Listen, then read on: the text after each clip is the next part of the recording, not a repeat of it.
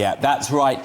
Gambling ruins people's lives. It's highly addictive, it drains people of their money. That's why the government announced this week that there will be new rules that mean that if someone loses £500, they can no longer keep gambling. If they lose £2,000 over 90 days, they will have to go through a credit check to stop them being able to bankrupt themselves. But the truth is that £500 to one person might be a reasonable loss, but a tragedy to another. And the real problem that we have in our gambling industry is that they try to paint it as sexy and try to lure people in with advertising.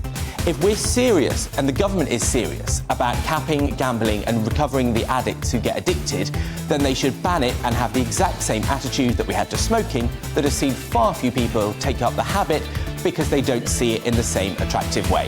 Let's do the same with gambling. Oh, well, there you go, within time. Finished early there, Benjamin. Efficient. Bit of a gamble.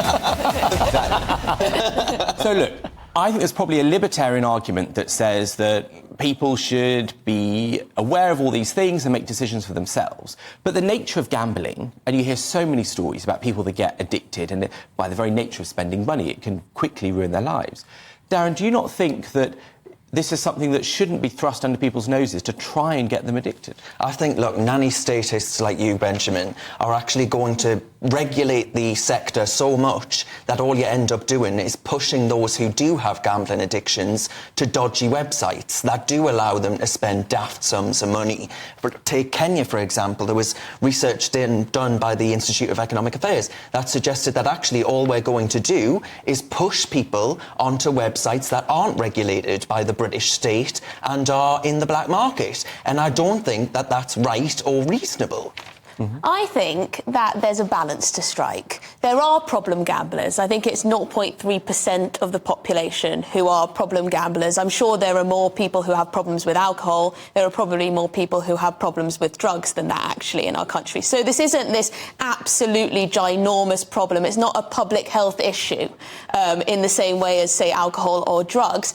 But it can, as you say, ruin people's lives. And I think gambling companies, who do, of course, make huge amounts of money, it's a £14 billion industry, should have some responsibility to help problem gamblers. But I'm not sure having, you know, maximum stakes. I think they want to have lower ones for the under 25s and things. They want to do all sorts of banning and whatnot. I'm not sure that will actually make a real life difference. And I find it really patronising, frankly, this idea that if you see a gambling company on a football shirt, that you're going to be like, do you know what? I must go put a bet on. I must ruin my life. That is how advertising works. Yeah, I mean, that's the essence of that's why they do it. It's not working like that, though, is it? Because otherwise there would be... Football is the most popular sport in the country. Yeah. You would have way more cases of problem gambling than we actually do have. Problem gambling has increased, and I would agree with Emily. It has not. There is not the evidence. It's become more of a problem that people are aware of then,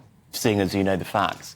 But what I would say is that I think there is a balance to be struck. And actually, I think what's missing from the conversation is what the most problematic hook technique of these gambling companies is, and that's when they give you free bets, essentially. So if you spend £50 on a bet, they'll give you £50 on top of it. And I think it's that actually causes some of the most damaging behaviour when it comes to gambling, but there's very little discourse around that problem at the moment. But it seems so sad, because I remember just a few years ago, everybody was saying free to bet, and it was a good thing. It's a bad thing. It's absolutely a bad thing. So that was a joke. Do you know what? I think very funny. Sorry, I think this. Oh, sorry, Benjamin. How can you say you don't like gambling when you've come on TV wearing that shirt? Look, you know, the truth is, I put a bet on the Grand National or something as a kid, right? That would be a thing that a lot of people you like do dead with their horses? family. Well, actually, I think horse racing is immoral and unjustifiable. But as a kid, I would go along with the pleasantry of it. But the truth is that the reason they spend so much money advertising gambling is to lure people in that will spend the most money. And so when the government's announcing caps on what you can spend, surely we should be stopping it at the source, right? To stop problem gamblers becoming problem gamblers. But where does this finish? Exactly. Where does this lead to? Because you could say, OK, you're only allowed to spend £100 a month on booze.